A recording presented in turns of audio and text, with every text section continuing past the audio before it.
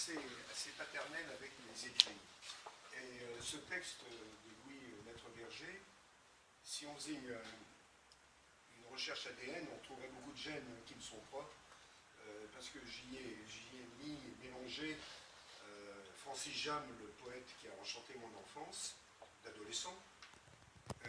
J'ai essayé aussi, j'étais très influencé par Jean Giono, je ne le cache pas, parce que j'ai dévoré ça, je ne sais pas, peut-être 90% de son œuvre, qui est pourtant très importante.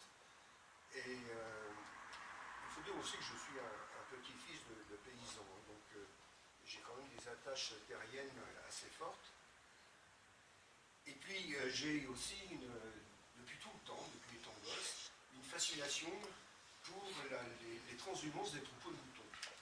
Quand j'en ai l'occasion, je vais à Saint-Rémy-de-Provence, au départ des dernières transhumances qui existent encore, et c'est vraiment une fête incroyable. Un départ de troupeaux de plusieurs milliers de moutons pour les dernières transhumances qui se font, j'allais dire pédibus jambus, mais en fait maintenant c'est sur les chemins de la transhumance, c'est devenu très rare, c'est quasiment le passé.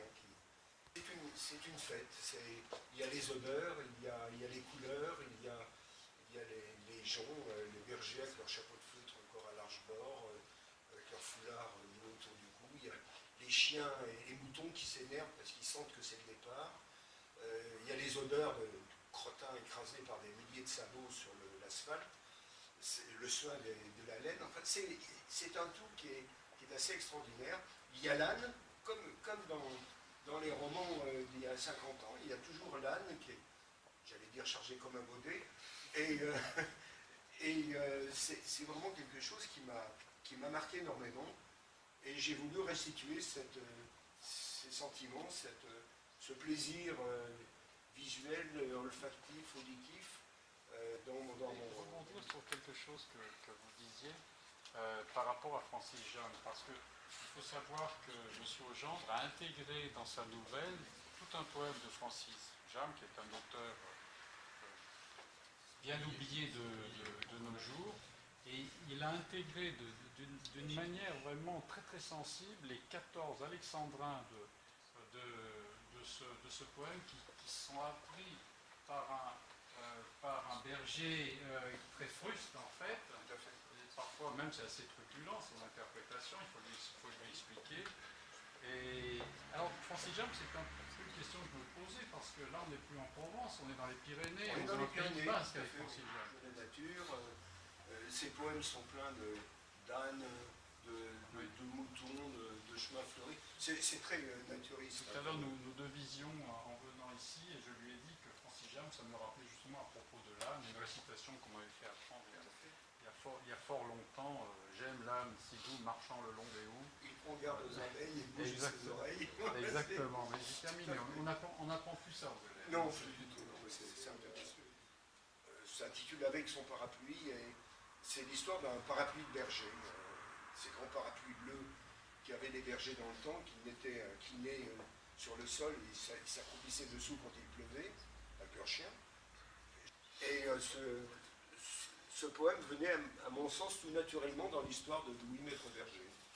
Donc c'est un amalgame de cela, des troupeaux de moutons, des bergers, enfin de tout ce que j'ai vu et lu au sujet de cette vie pastorale. Vous y mettez un hélicoptère quand même. Il y a l'hélicoptère, forcément, mais ça se passe quand même, je cite aussi, ce sont plus des troupeaux qui transhument sur le chemin, sur les drailles.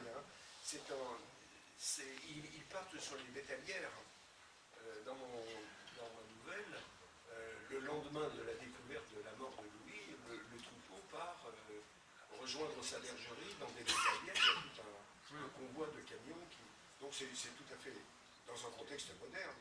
On connaît Lunel parce qu'il était romancier, on connaît Lunel parce qu'il écrivait des livrets d'opéra, on connaît Lunel parce qu'il était poète, on connaît Lunel parce qu'il était historien, on connaît Lunel parce qu'il s'occupait de la commission d'UNESCO à Monaco, qu'il a présidé, également du Pen Club, de la Société des gens de lettres. Mais peu de gens savent que Lunel a écrit le scénario d'un film pour René Clément qui s'appelle La Grande Traversée, qui a été écrite en 1942 et que Lunel, pour les conséquences dramatiques, n'a pas pu signer de son nom, car il vivait caché et protégé par le prince Louis II à Monaco, et qui n'est sorti qu'en 1945. Et la Grande Traversée, le scénario de la Grande Traversée, raconte la transhumance des troupeaux qui partent dans la montagne.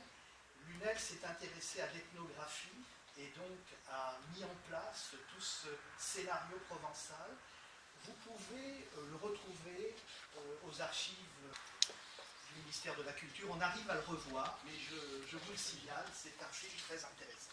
Ça a été tourné au studio de la Victorine. C'est un film qui a été tourné en 42-43 au studio de la Victorine à Nice. Donc ça, c'est un premier geste qui vous rapproche de Lunel. Le deuxième geste qui vous rapproche de Lunel, c'est certainement Aix-en-Provence. Aix-en-Provence, qui est la ville natale de Lunel, et pour lequel, au fond, il y a, malgré qu'il ait vécu l'essentiel de sa vie en principauté de Monaco, il y était profondément attaché.